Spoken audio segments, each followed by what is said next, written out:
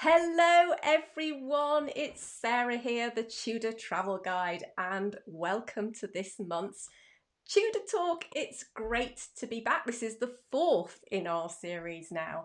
And in a moment, of course, I'm going to be welcoming our very special guest today, the fabulous Dr. Jonathan Foyle, my favourite architectural historian, who's going to be talking to us about probably one of the most amazing Tudor finds, certainly of recent times, and that's of course is the marriage bed of Henry VII and Elizabeth of York, the so-called Bed of Roses. So for those of you who don't know me, who are perhaps coming here for the first time, as I said, I'm the Tudor Travel Guide. I run the Tudor Travel Guide blog and the YouTube channel by the same name, which you're watching right now, and also a monthly podcast called The Tudor Travel Show.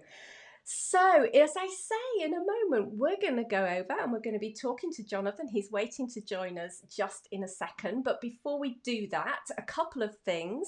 First of all, do hang on to the end of today's chat because I want to let you know about a very special event that's coming later on in October when I'm going to be launching my virtual tour of Tudor London series, which has been, oh my goodness, it's been the biggest project, technically speaking, that we've undertaken here yet at the Tudor Travel Guide, and the most ambitious by far. So I'm really excited to tell you about that and how you can make sure that you catch up with the screening of the first episode. And now, as ever, I want to see who's joining us, who's in the house today. So we've got Jamie, so excited to watch. Hi, Jamie, and some old friends. Hi, Nina and Catherine and Aries, is that right? Aries Rainbow Child. Hi, what a great name. And we have Meg here, and yes, Amanda. So looking forward to this. Hello, everyone. Hello, Amanda. And lovely, lovely Monica from Italy. Hi, Monica. It's great to see you online. Who else have we got? Is it Maya? M-A-J-A. Is that Maya? Have I got it right, Maya? I hope so. And we've also, oh, and Meg. Never catch these. I'm so excited. So you're actually here live. That's brilliant. So yeah, I can see lots of likes coming up. Do say hello as you join the live chat. We've got more people here. Yeah, so we've got Jill and Karen from Northern Carolina. So yeah, let me know where you are in the world. I love to hear where people are tuning in from and what you've been up to today. We've got Kathy from the USA, Iowa. Looking forward to hearing Jonathan speak. He's one of my favourites. Well, you're in great company there. We've got Mary. Hi, Mary from Florida, and Tamara from Hertfordshire. Rainy UK today. It is a miserable day here, so a perfect day to be indoors and talking Tudors. And finally, we've got Jenny and Kathy. Hi, Kathy from Augusta. So brilliant. So there's loads of us online. So well, I think with that then, we could probably just get straight on with our chat today. So just to say, it's obvious that you're all hearing me okay, which is brilliant. I'm going to be talking to Jonathan probably for about 20 minutes or so. I've got some questions that will just warm us up, set some context. Jonathan's given me a few slides, so I'm hoping to be able to show you some images as we go along, as Jonathan chats, to illustrate what he's talking about. And do, as we're talking, post your questions. After we've been talking for about 20 minutes or so, I'll start looking at your questions and posing them to Jonathan. So yeah, don't be shy, do ask your questions. It's a great opportunity to hear directly from Jonathan.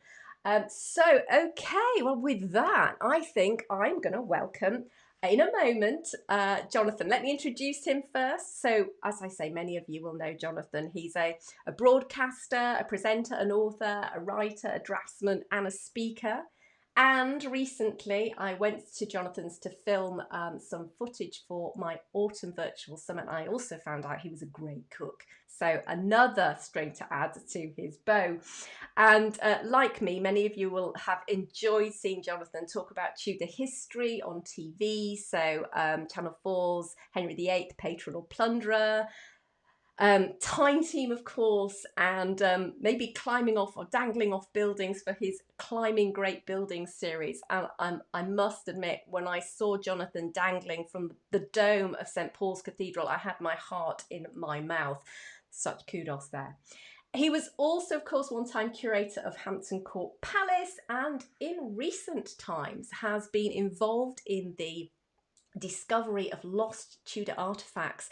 Jonathan and I were very much involved in our own adventure in time with the Anne of Cleves heraldic panels, but today he's here to talk to us about the Bed of Roses. And so, Jonathan, let me welcome you to Tudor Talk today. It's great to have you here. Well, good evening. Thanks so much, and thanks to everybody watching.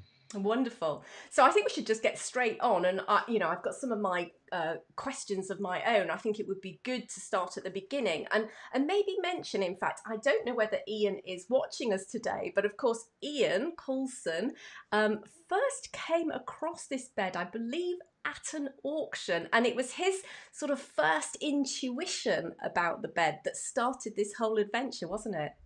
Well, it was a bizarre set of events, really. I was in my office when I worked for the World Monuments Fund, ran the British office, and it was a typical wet Wednesday. You know, when you get a phone call from someone completely at random.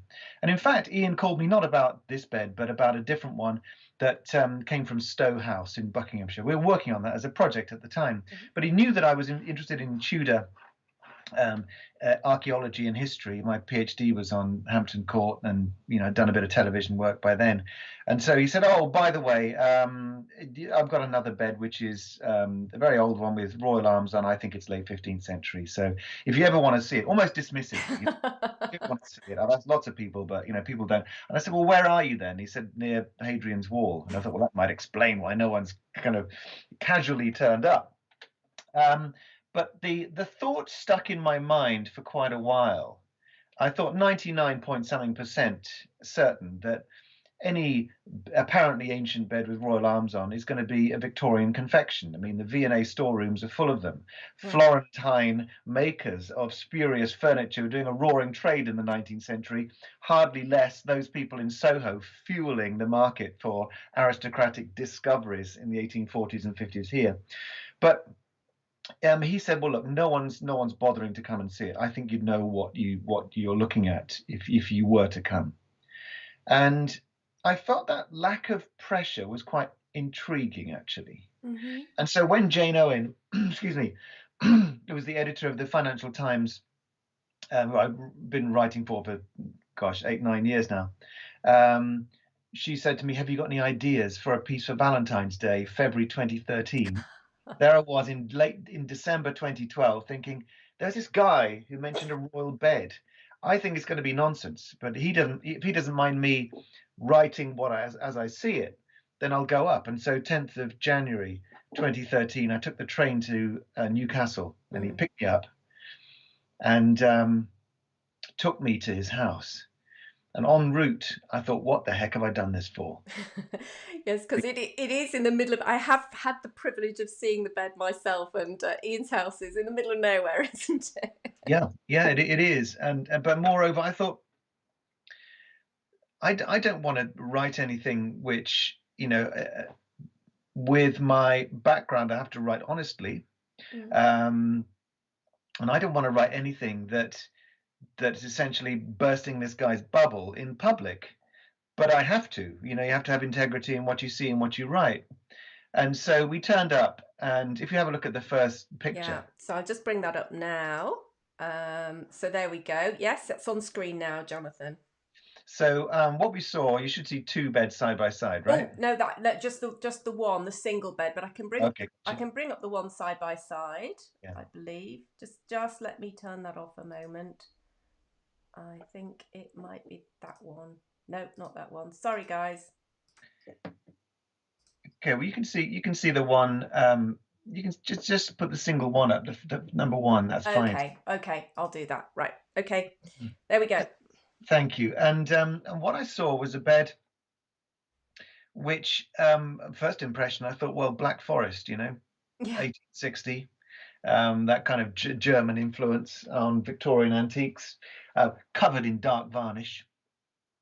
And so I thought, well, um, it's got a certain Victorian surface to it.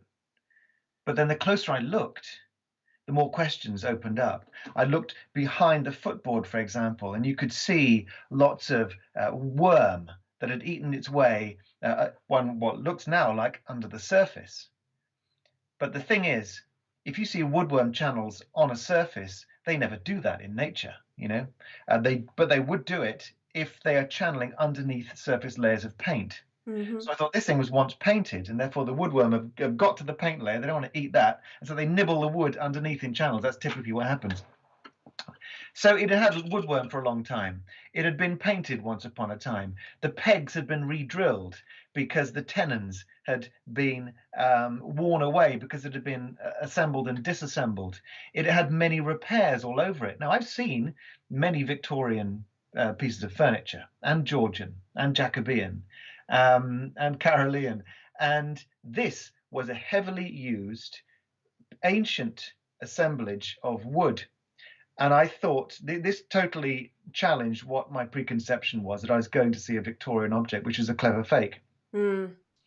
But the question for me is this an assembly of old parts, or is it instead an essentially unique object that's just gone through layers of time, being repaired, adjusted, altered, painted, scraped, and the rest of it? And I left that day after about 2.5 hours of looking at it with more questions than I'd turned up with. So And I didn't know what to make of it, to be honest. what, because you know, you've got a great video of the bed, and I have put a link to that video in the description so people can go and watch the full presentation of that. But one of the things, there were various elements that just seemed very contradictory and that were really quite worrying to you at the beginning. And I suppose, as Yeah, you say, they threw up lots of questions. So maybe you could tell us about some of those tensions and some of those contradictions that you saw in the bed. sure. Well, when you're looking at an object like this, and this was not presented to me as the marriage bed of Henry VII, Elizabeth of York, Ian thought it might have been made at that time, might have been made for Henry's visit to Lancashire, when he went to Latham House and then Knowsley to visit the Stanleys, Thomas Stanley being his stepfather, and those properties jointly being owned by his own mother. So they were kind of royal properties. In the 16th century, Latham was called a northern court. So they had there was a presence of Henry VII in that area. So it's a reasonable thing to have assumed that it's made for a visit of Henry and Elizabeth of York. But when I looked at the symbolism, you see, I have several hats on. There is a silo discipline of furniture history. But if you're a medieval archaeologist, like I am, most of the early furniture is in fact in situ in cathedrals, great churches, historic houses, like Mm. screens. And so I'm looking at it through that kind of lens, not as a piece of vernacular fixed furniture, but as a fine piece of carving, and trying to identify its place in time. It was for a visit. Several things struck me as odd.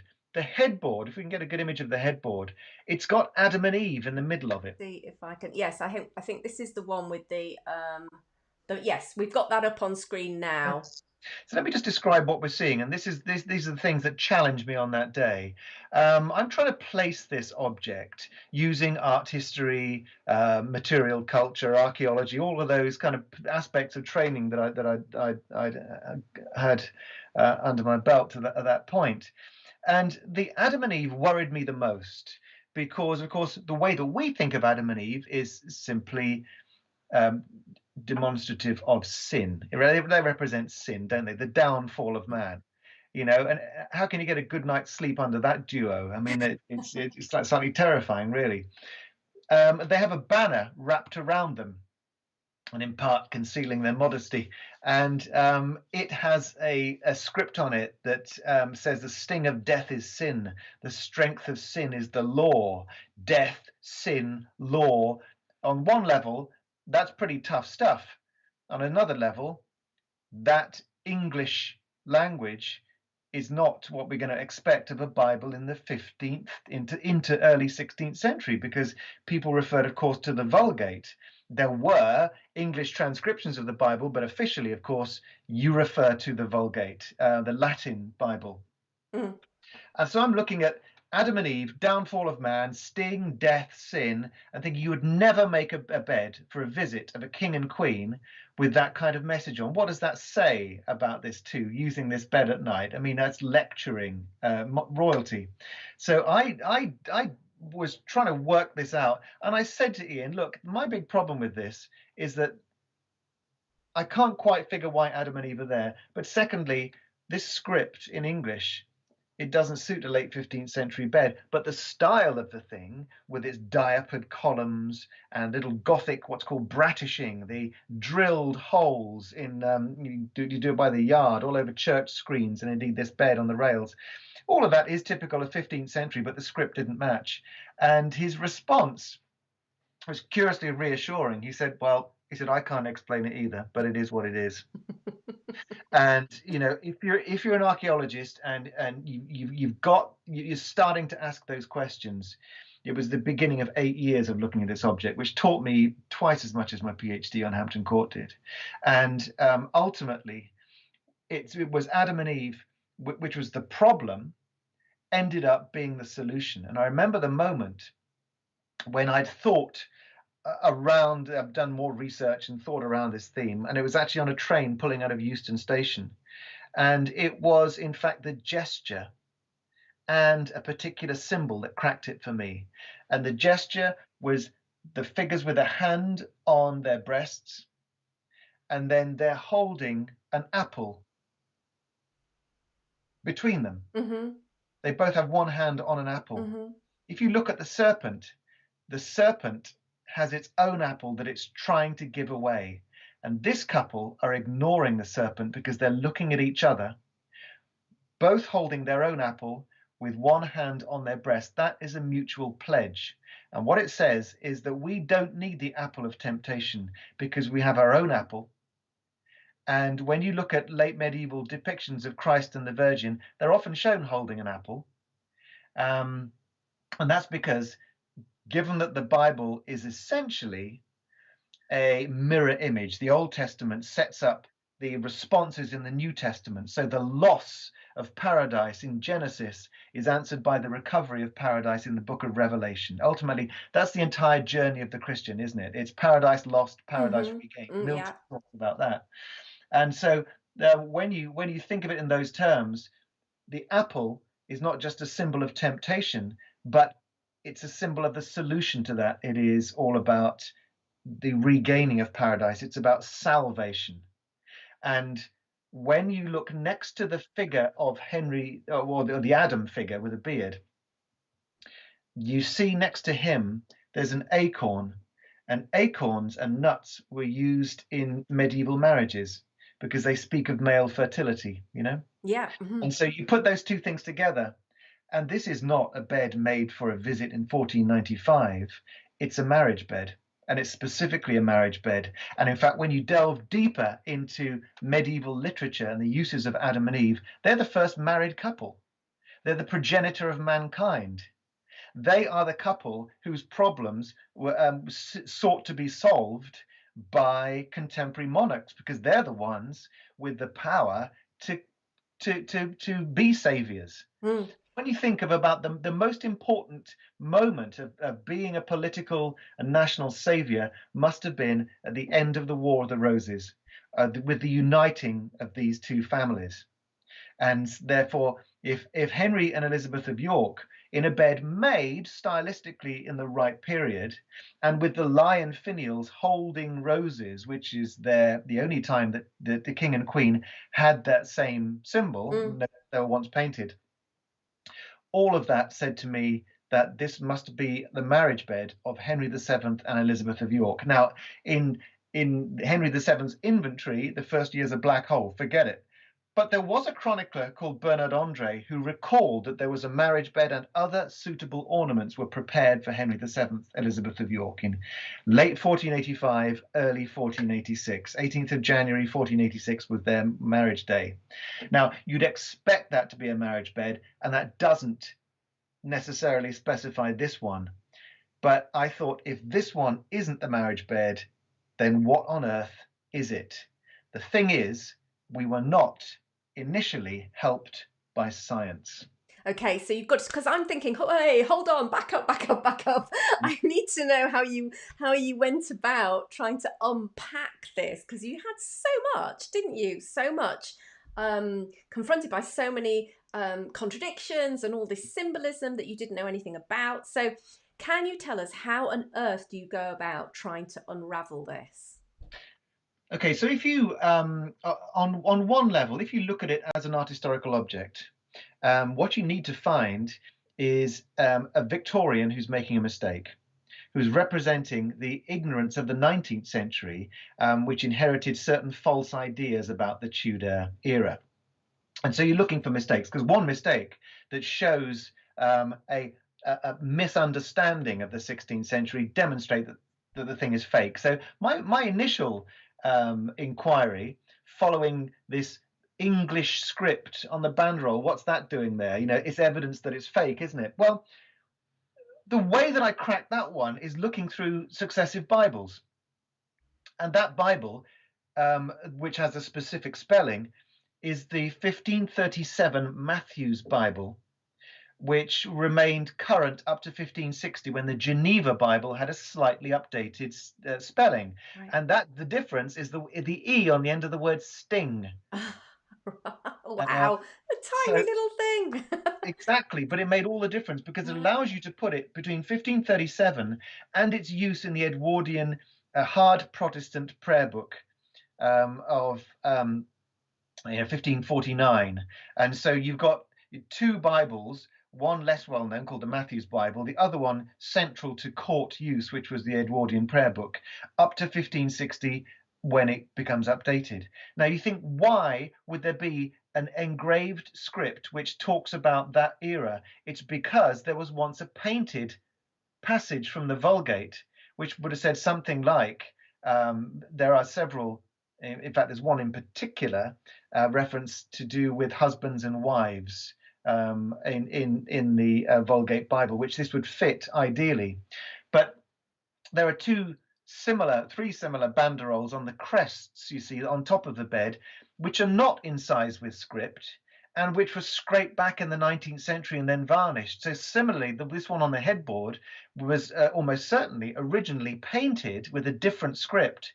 And that Latin mysticism in the middle of the 16th century would have been anathema to people who are now referring to the Protestant prayer book. Mm-hmm. And so what you'd do is you'd scrape off the painted text, and you would incise an inscribed text, which was therefore you could never remove, you know. And so this is all about the Reformation and the imposition of new ideas on this bed. Once you clock that, you can see that this makes sense. You can see that it refers to a particular passage in time. It's too sophisticated for a 19th century faker. There's no record of this thing being offered as a marriage bed that had been witness to time in the 19th century. But instead, that's what you think is a mistake and a piece of Victorian ignorance. When you look at it closer up, you see, in fact, that it is an unimpeachable witness to the passage of time. And that's the process you've got to go through to figure out why things that look strange to you actually have the capacity to teach you. And there's a point where there's a tipping point where this thing starts to teach you lots of things that in fact it is correcting your own ignorance, and then in turn it corrects the ignorance of contemporary scholarship. There are certain things in this bed which are still not realized by scholars of Tudor arts and material culture. And that's when you know that the thing is correct. One good example of this is in the middle of the headboard, either side of the tree trunk, there are two flowers. And they're both radial petals. On his side, they're smaller. On her side, they're larger. And when you look closely at the manuscripts of Henry VII, Elizabeth of York, you see two flowers used very strategically. One's a daisy and one's a marigold. And the daisy, or day's eye, Chaucer made jokes on the day's eye because it opens up at dawn and follows the sun round. It follows God, you know, it follows the light, and closes up at night. And the marigold similarly does that. It is heliotropic. It follows the sun. But the marigold, when it opens up, drips tears of dew. And so this is thought to be Mary at the Lamentation. This is what it symbolizes. One of God's design for nature is to remind us of these truths. And so hence it's got the name Mary Gold. That's where it comes from. All right. And so the daisy, sometimes, pure white petals, sometimes tipped with pink, aren't they? That's thought to be Christ's blood that stained the white of the cloth. And so you've got a Christ flower and a Marian flower, indicating that Adam and Eve, which first, struck me as being purely symbolic of sin. In fact, the medieval Bible talks about the new Adam and the new Eve. And the new Adam is Christ because he's the solution to Adam. And the new Eve is Mary. She is the New Testament solution to Eve in the Old. And hence these saviors hold the apple because the new Eve and the new Adam are here to solve mankind's problems. Oh. And so all of these things, once you start to take them apart, you figure out what the fruit is doing as well. The carving in the headboard has things like blackberries, which we think about thorns in blackberries. What do they represent? It's the crown of thorns and the letting of blood. Ted Hughes, without this knowledge, Ted Hughes, the poet, called blackberries summer's blood. And it's got, isn't it? It's got that staining quality to it. Yes, and absolutely. Again, the idea of sacrifice and a warrior king and being Christ-like in his demeanor, that's what that speaks of. There are other fruits like hops, which are used for sleep. I mean, anyone after 4 pints of beer would be the same, still useful. But it was, in the end, unimpeachably correct. And it took me in directions which Ian and I simply didn't anticipate. It was me who attributed it as the marriage bed. It wasn't Ian. And I say that because he wasn't, pushing to sell the thing as an inflated claim. But there are other things which really fascinated and surprised me, such as when you look at the shields on the bed, they're purely English coats of arms there. The French one has scallops behind it. Now, there was a furniture historian who said, oh, no, this is a problem. You'd never find this on heraldry. In fact, you do when you look at Bohemian and German warrior heraldry at that point. Things called pavese shields that people fought with. They're basically leather or mache and wood. And these are jousting shields, essentially, from Bohemia and Germany. And you see fish scales painted all over them. The reason is because this is the first light of the Renaissance. They're talking about the scale patterns on Roman Dacian armor. And it's the rediscovery of ancient Roman figures that's starting to be absorbed into these kinds of narratives. And this is just one example of the stuff which looked weird, but then you start to see comparators in the Metropolitan Museum of Art, and you see them in the British Museum, and suddenly a whole lot of stuff that scholarship has not quite joined up led us to believe that there's something to do with Germany in the origin of this bed. And the whole scientific process of working out where the materials were from and how old it was confirmed that direction. So let me come on to the science in a minute, because you specifically talked about the science, and that is a fascinating part of it. But I just want to, Deb has asked, I'll just bring her, it's such an exciting find. Does it feel as if you were given a historical gift by discovering it? So just really, what does it mean to you personally, I guess? It is a burden I'm happy to accept. And let me point out, I've never been paid by Ian to research this thing. I mean, I write books on cathedrals, not for the income, it must be said, but because you just learn so much stuff. And so therefore, it has been an absolute gift in that it's taught as a primary object from that period, and such an important and focal object. It takes you into the heart of the origins of what we call the Tudor monarchy. And the self-image of kingship and queenship, nothing is as informative as this object. Let's face it, the early palaces have been destroyed or stripped. Civil War wrecked so much. One of the questions was, how could this possibly have survived? The fact that it not only survived, but it is so focal to their identity at the beginning of the reign, is an utter gift, and it's something I'm very, very glad for, because it's taught me so much, and I've discovered so much since. And people talk about a once in a lifetime opportunity. How many lifetimes are graced with something like this? So I'm very grateful that Ian bothered me on the phone. Yes, well done, Ian. I think Ian has joined us, so yeah, way bravo. Look, there's so many questions. We could go in so many different directions. I just want to say, folks, if you've got questions of your own, please do post them. We usually talk for about an hour, so we've got about half an hour left. So please do post your questions. But in the meantime, I wanted to talk to you about that science stuff. Yeah, what did you do with that, and what did that show? Well, one of the early bombshell moments, in fact, pretty much the first day I was there, I think it was the first day, and I'd looked at this thing for an hour, and I said, you know, the age of this material is self-evident to me.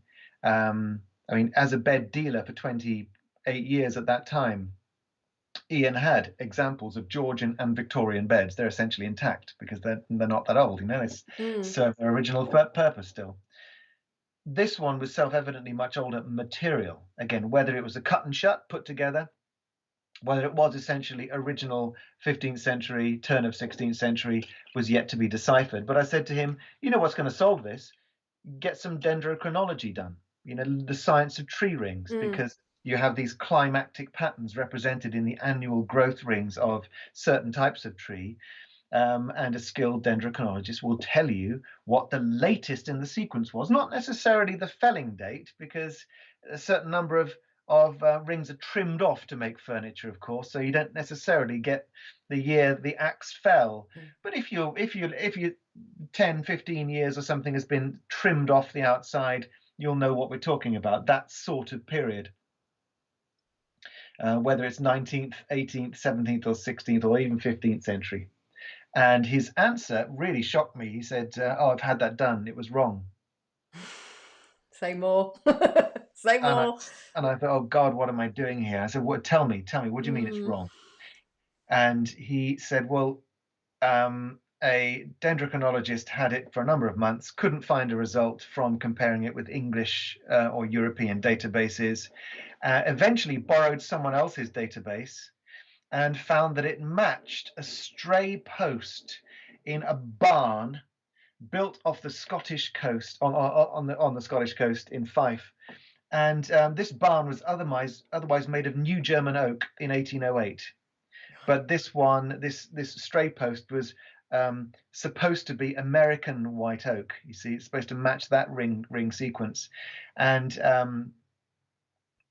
therefore this was compared with that American white oak in a borrowed database in a barn made of German oak off the coast of Scotland. Are you confused? Because yes, you know, I was trying to completely. make sense of it, but it's basically one stray so-called American post in a barn on the east coast of Scotland, and this apparently matched it.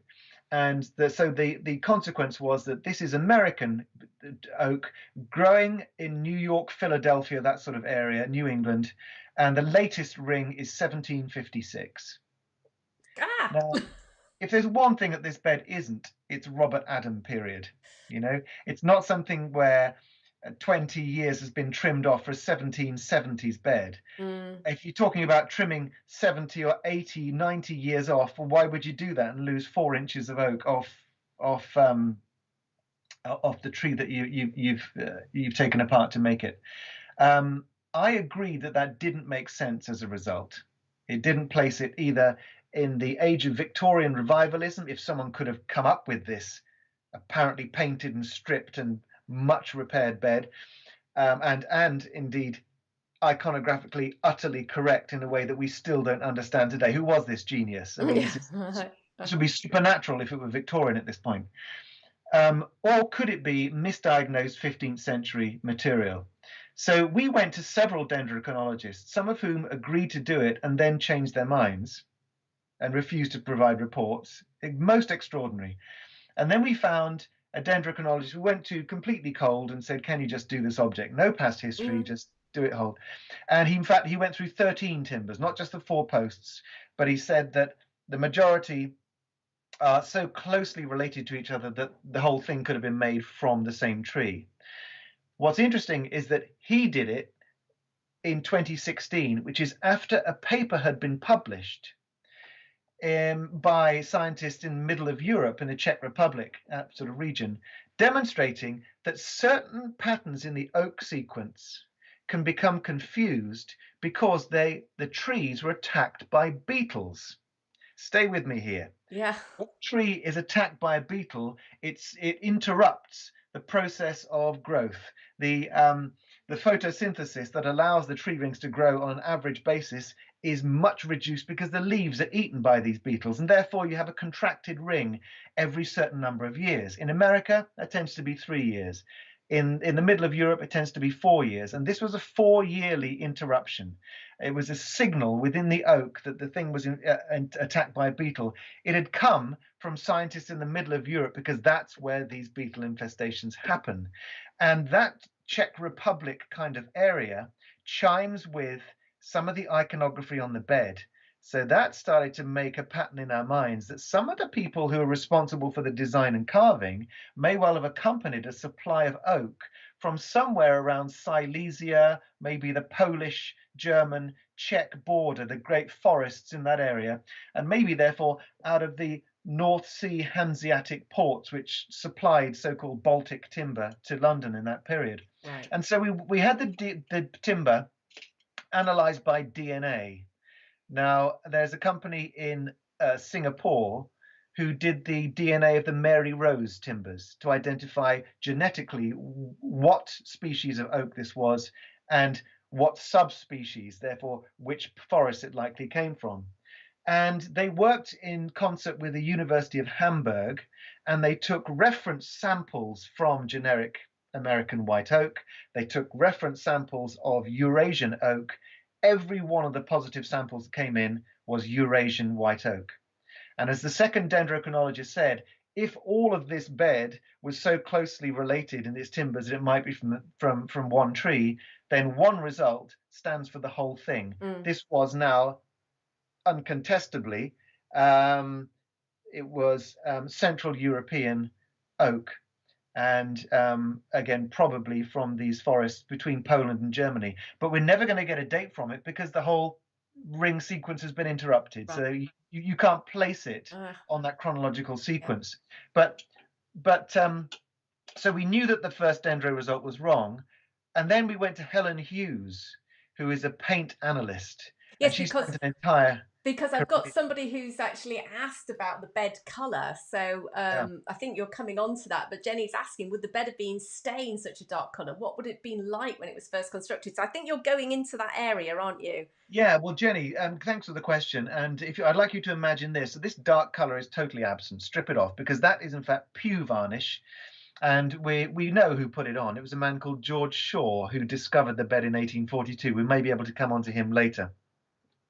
A typical Victorian thing. And the reason Victorians did it, in short, is that Jacobean oak often had a dark varnish on it because Jacobeans had started trading with Japan. Quite remarkable, actually, twist of history this.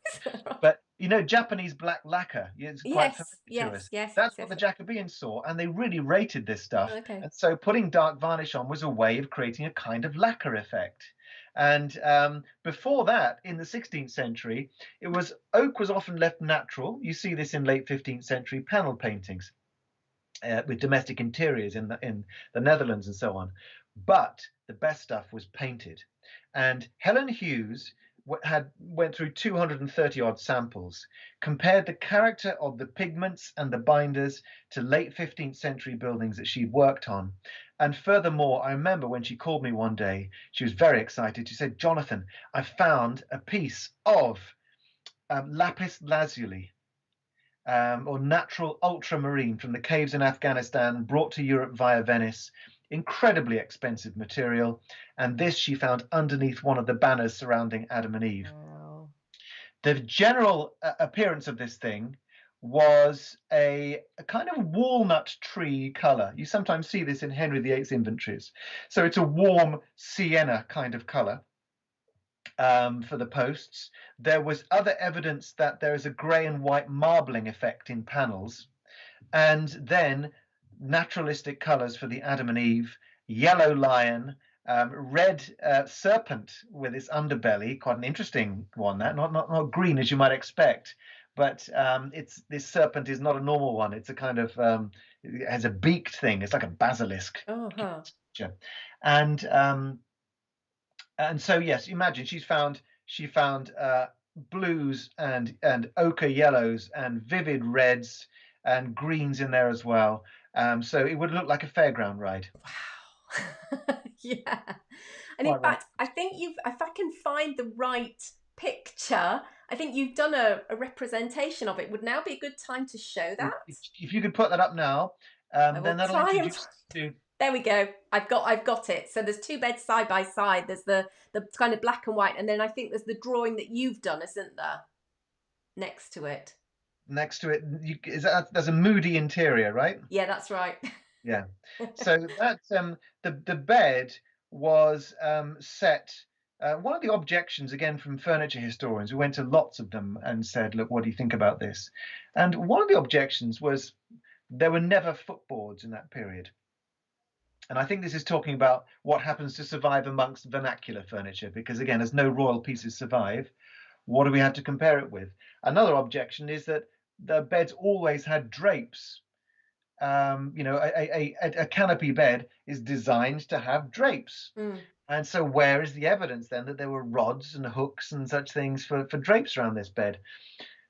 Once you figure it's the marriage bed of Henry VII, Elizabeth of York, there is only one place it could have gone, because their marriage was held in Westminster in 18th of January 1486. And the Painted Chamber in Westminster finally burned in 1834, but with 13th century murals recorded by a couple of artists in the early 19th century, one called Stoddart.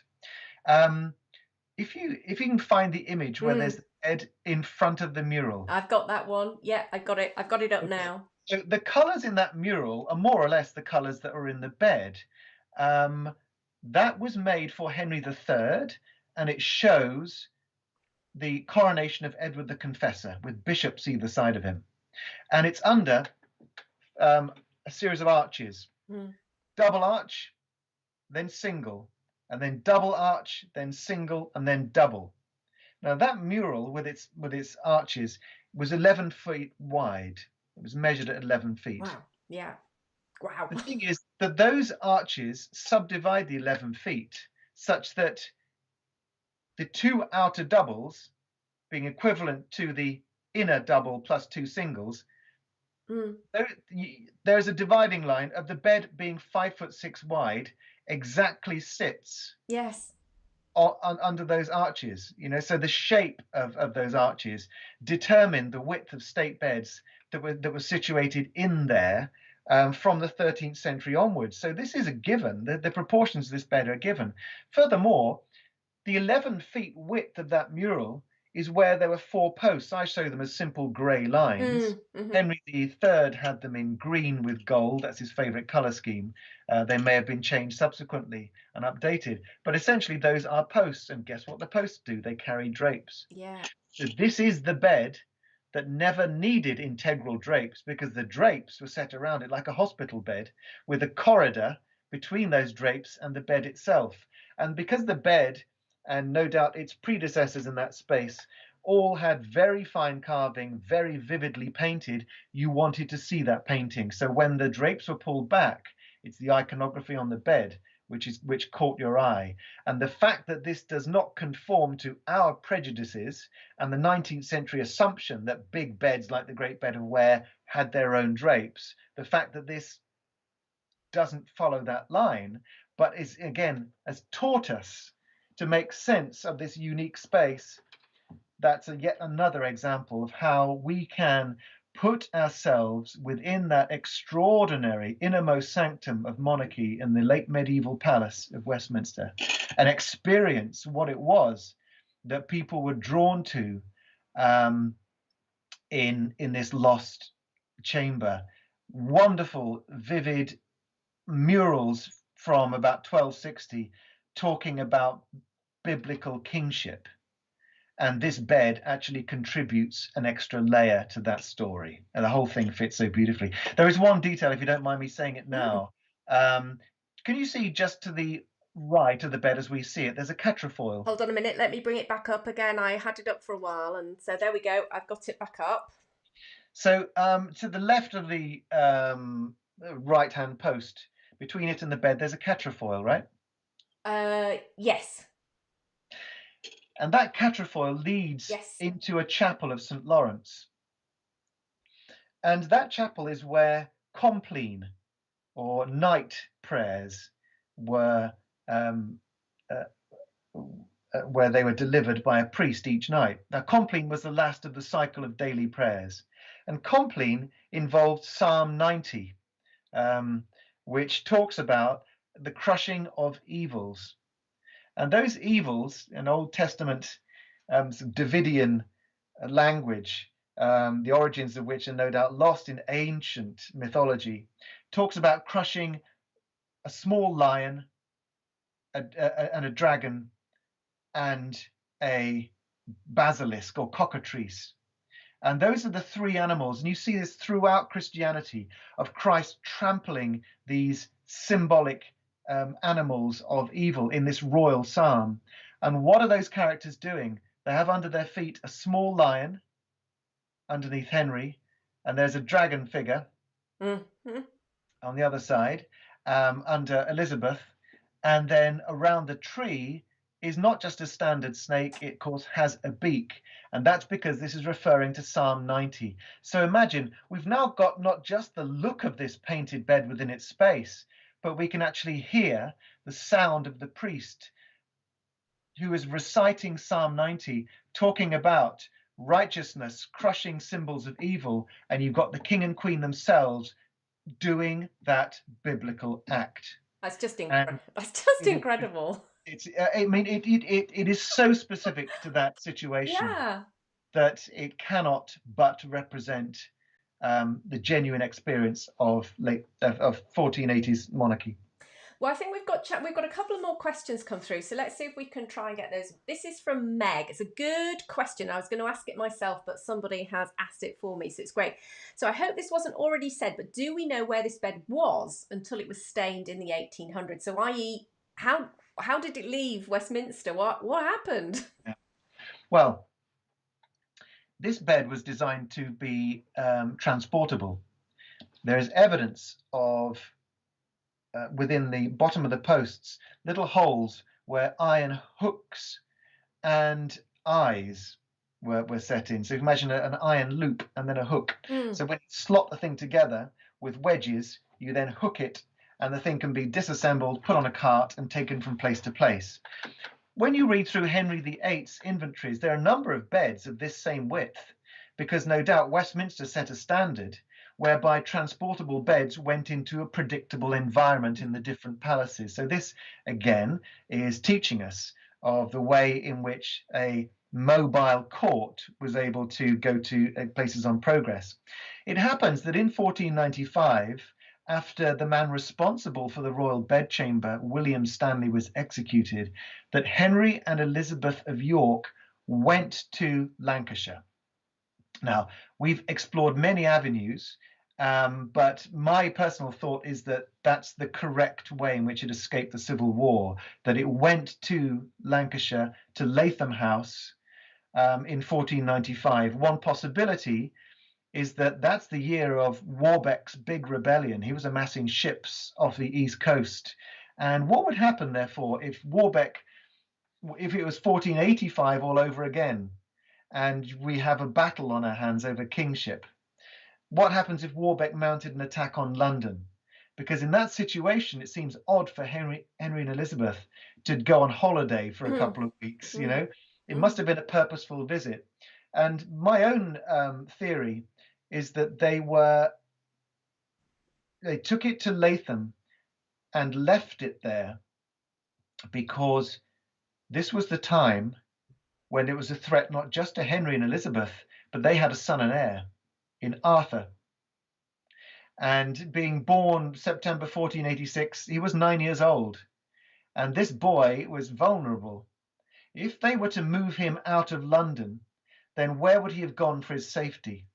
And I think it perfectly reasonable to suggest that Latham, a fairly recently constructed fortress of 9 towers within a curtain wall, with an eagle tower on the inside, which has modelled itself on the original Prince of Wales's castle at Carnarvon, would be a place suitable for the bed that had sired this son and heir, to go with a suite of new furniture as a place of retreat, so that William Stanley and his Bosworth winning Thomas Stanley and his Bosworth winning forces and his own grandmother would thereby be his guardians. I mean, we can't forget that his actual property was itself a castle on the Welsh marches. It was Ludlow, about 100 miles south.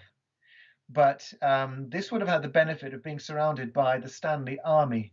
And I think, therefore, it was taken in preparation for Arthur to be protected in case of invasion in 1495. They may well, for such a prestigious object, have intended it to have come back at some point. But given that Arthur himself died by 1502, Elizabeth of York by 1503, Thomas Stanley in 1504, suddenly the circumstances had completely shifted and the threat by Warbeck had abated. And so, once you get his brother taking to the throne, then that's an almost forgotten concern. So I think that's how it escaped from London. But I think it's also why it became forgotten, essentially, because it was almost certainly a very secretive preparation. Tell anybody outside your immediate family circle. So who knows where it's gone after a point when circumstances shift. And I think that's why that Edward VI's prayer book script becomes inserted at that point and can start to talk about death and sin, because 50, 60 years on, they've forgotten that it was a royal marriage bed. It was instead, a prestigious object within their household, but it showed Adam and Eve and it showed Latin text, and that's anathema. And therefore you can have sting and death and sin because you're several generations on and people have forgotten what this thing was there for. Now, we have some new evidence on what happened to it during the 18th century. And we're working on that now. It's not quite ripe for release. But what we do know is that in 1842, George Shaw of Uppermill, Greater Manchester, found a bed which he called dilapidated, and with the addition of heraldic insignia. And he said he called it one of the first and first, which is a curious phrase. But in his diaries, he talks about this, and it was in a house near Huddersfield. So we know that this bed was found by him partly because the original front crest is over a door in his study. That's just incredible. He pulled this thing apart, and it's he who repaired it. It's he who put the varnish over it, because the varnish is on the salvage crest as well over his door. The rest of his house is slathered with this same varnish. And in fact, George Shaw made a series of fakes, which were sold to the Northern Dukes, emptying their pockets to buy their ancestral antiquities in the 1840s, when Sir Walter Scott had established a fashion for those kinds of things. And for the gullible, Shaw would pretend that he found their ancestral beds and he would base it on this model, but he would put their coat of arms on as well. The thing is, Shaw was utterly ignorant of all the symbolism on the bed, and he got it wrong at every single turn. And that's one of the ways in which you can clearly confirm this long predated the 19th century. If it was dilapidated in 1842 and not understood then, how much older can it be? Wonderful. Well, I mean, I'm just noting the time. We've been chatting for 55 minutes, so we're coming to the end of our hour. So I think it's probably time to thank you so much for sharing this. It's just an incredible, mind-blowing story. I know you're still working on finding new things, and who knows what more there is to tell us from this bed. Well, thank you. They do say that, big claims require big evidence. And I can't think, honestly, of a single object that has been subject to so much interdisciplinary scrutiny. And therefore, it requires every resolution before going off to publication. But what you'll see on the YouTube film of the bed is what we discovered a couple of years ago. And you'll get, of course, lots of visual Yes, lots of, close-ups. You might want to pause those and have a look yeah. closely. But I do hope that it's going to, I said to Ian quite early on, I think 20 PhDs are going to be minted from this one object. And I do hope, if I have one legacy, I'd like to be able to publish this thing to the extent that it provides the Rosetta Stone, really, understanding what happened after Bosworth and how that dynasty presented themselves on the throne and provided a framework of understanding. Well, that would be a wonderful achievement for a lifetime, wouldn't it, Jonathan? Your work would be absolutely done. Oh, that's wonderful. Thank you so much. I just want to read you some. We've got lots of thank yous coming in. So let me just read a few of those for you, to you. Analia or Nalia, I'm not quite sure how you pronounce it, so sorry if I've got that wrong. Thanks to you both for such an interesting chat from Argentina. And then we've got Catherine, fascinating. Pat, thanks, great live chat. Megas, thank you, that was so interesting. Jenny, really fabulous. Thank you so much to you both. And then what a wonderful way to spend an hour. And Tamara said, have enjoyed this a lot. I could listen for another hour. So lots and lots of thank yous. So thank you so much for joining us today. Great pleasure. Thanks for having me. Okay. So guys, hold on a moment. I'll just switch myself over. There we go. So hi guys. So thank you so much for joining us on Tudor Talk for this week. I did promise at the top of the hour that I would just say a few words about my up and coming virtual tour of Tudor London. Now, this project was conceived right at the beginning of lockdown, when I know so many people had all their travel plans disrupted, and I was thinking, how can we bring a bit of Tudor love and Tudor travel into people's front rooms? So whether you did have your travel plans scuppered or you just love a bit of armchair travelling, I'm hoping this is just for you. So as I mentioned, it's been one of the most challenging projects from a technical point of view. We've had to get into green screens, etc. But what I've tried to do is create a series of films which recreates, by inviting you to use your imagination, some key Tudor buildings in London. And we start with the release of the first film, which is about Greenwich Palace. And that is going to be premiered as part of Lady Catherine's Renaissance Fair on the 17th of October. So you will get a virtual time tour from yours truly, walking the rooms and chambers of Greenwich. So I really hope that if you can go over and join in Lady Catherine's fair, you'll be able to see that screened as a premiere. I'm very excited to bring that to you. And then from there, future films which will be released to my YouTube channel members.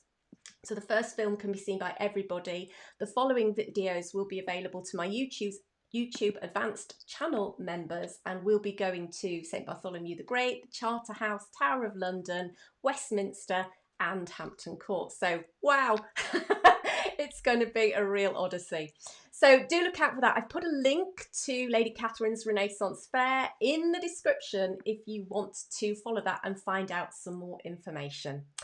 Okay, well, as I said, it's been lovely, lovely to see you. And thank you, Victoria said, better than the Antiques Roadshow. Many thanks. Well, well, the BBC needs to sign us up, obviously. But thanks again. And I will see you next month when we have Sarah Gristwood, author, joining us for Tudor Talk. Make sure that you are either subscribed to my blog via www.thetudortravelguide.com or in my various social media channels, including my private Facebook group where I always post about these talks. Okay guys, so have a lovely rest of day, evening, wherever you are in the world, and hopefully I'll see you next month.